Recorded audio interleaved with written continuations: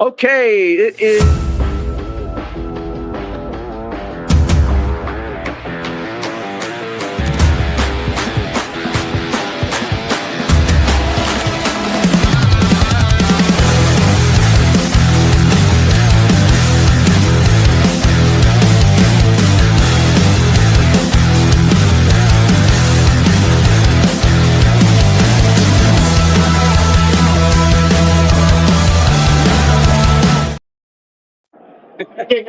No, you're okay, sir. Thank you very much. Welcome to Pittsburgh Sports Tonight, debut show. John Phillips here, live at McFadden's in downtown Pittsburgh. Actually, I take that back. We're on the north side over by PNC Park for the United Steelworkers event evening with the Steelers. There's a lot of ex-Steelers that are here tonight.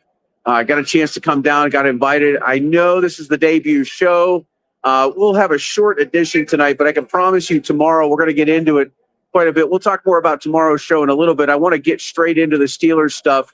We'll show you some things that are taking place here this evening, but obviously the Baltimore Ravens game and, the whole thing about obviously Isaiah Likely's would-be catch. And I think I said it yesterday, and I'm just going to lead the show off with this right now. It was a touchdown. As far as I'm concerned, it was a touchdown.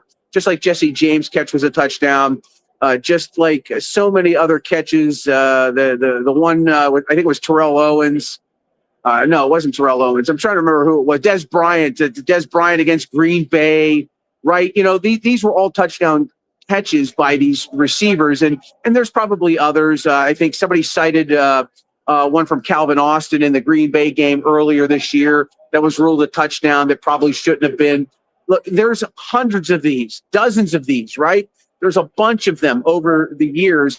And I think it is just the NFL and their willingness to let the controversy fly, the clicks happen, the eyeballs increase.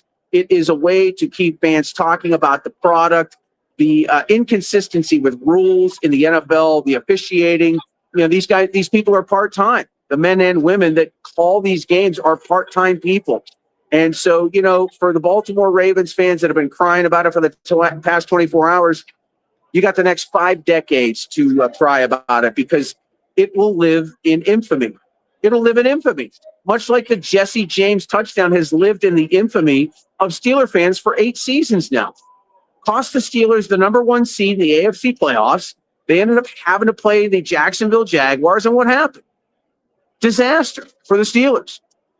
That's how officiating and the fundamental lack of consistency in the rules and determining what really is a catch or what isn't a catch can really change the course of a season between two bitter rivals that are so pitted and even against one another over the last, 25 years since their franchise, became a part of the NFL, 26 seasons, 27 seasons, whatever it is. The truth of the matter is the NFL thrives on this type of controversy. They love it. I can tell you right now, the people in the NFL offices, probably on group texts yesterday and today in the New York office, they were probably loving what they saw on social media, the buzz and the interaction and people talking about these sorts of things. I mean, I hate to say it, but that's just the reality of it. And so, yeah, did Baltimore get hosed yesterday? Yeah, you probably did. Deal with it. Deal with it. That's the way it goes in the NFL. This is Pittsburgh Sports Tonight. I'm John Phillips. Pleased to be joining you this evening from McFadden's on the North Shore. The United Steelworkers having a very nice event here in conjunction with a bunch of the ex-Steelers to raise money. We are having a good time here this evening. It's going to be a very short show. Won't be here for more than 15 minutes or so tonight. Tomorrow night, I do want to promote John Ziegler. He's a journalist, 30-plus years. He's been a radio talk show host. During COVID, he did a deep dive on the Jerry Sandusky, Joe Paterno saga from 2011 in Penn State.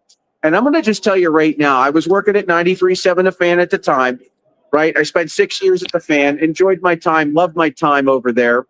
Didn't want to leave, but I had to in 2016. And this is going to talk a lot about Joe Paterno and Jerry Sandusky and how that entire scenario got flipped on both of them.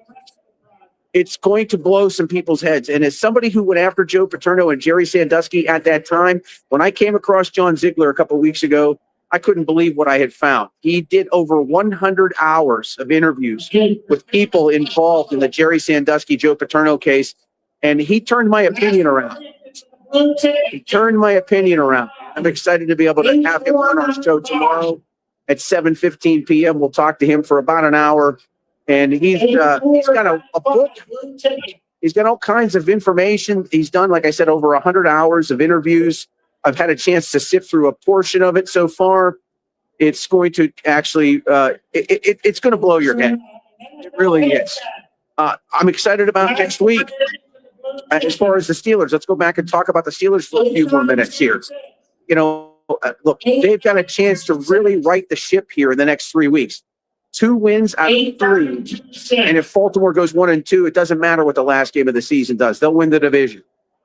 10 wins this division, hands down. And if they can get to 11, even better.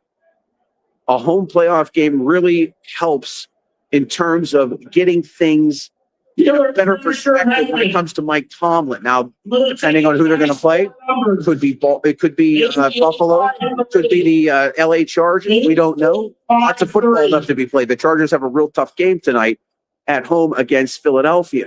But I can tell you this. Mike Tomlin's here to stay. Mike Tomlin's never going to leave until he wants to leave. And Art is not his dad.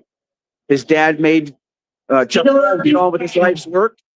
He made Phil Cowher get on with his life's work. Dan is no longer here. Art's in charge. And the bottom line is Mike Tomlin is in charge, and he's here to stay. We'll see how they handle the Dolphins. Dolphins have now won 5 games, and they're on a roll. But they've got to come north. Hopefully it'll be cold. We'll see how things play out. We're going to have a huge pregame show on Monday. We're going to start at 3:30 p.m. on Monday. Almost 5 full hours of pregame coverage. We've got all the usual suspects. Todd Haley, John Fedko is going to join us in the pregame show. Jerry DePaul. We'll probably put those two together and let them square it out. Paul Zeiss for the Post-Gazette. Mike Austin, Anthony Halkias, right? Zig Fracassi, our NFL insider from SiriusXM's NFL Radio. He'll be on the show as well. Bill Akins. We've got an entire group of people that have been committed all season long to bringing you outstanding pregame coverage live before every Steeler game. And we're so happy to be able to add this show starting Mondays and Tuesdays at 7 o'clock. I know, again, a very abbreviated program tonight, but I'm okay with it because we're down here supporting a great cause. We're trying to turn this around. They're giving away a bunch of memorabilia, stuff that's signed. A little look at here, what's at McFadden's tonight. Very nice to be here as well. All right. I appreciate Bill Akins hopping on here and getting the stream going for about 10 minutes worth of audio and video. We're going to wrap things up here, but I did want to let you know we will be providing you with more commentary and programming tomorrow at 7 o'clock, a full show from home. John Ziegler is going to be joining me. Again, we'll be talking about the Jerry Sandusky, Joe Paterno story that he uncovered and did a ton of research on in 2021 during the COVID era. We'll get to all of that tomorrow at 7 o'clock. A little after 7 o'clock, we'll bring John on. I'm John Phillips, live from McFadden's on the North Shore. This has been Pittsburgh Sports Tonight, abbreviated first edition. Tomorrow night, join us at 7 o'clock. We'll have an entire show for you. We'll talk to you then. Have a good evening.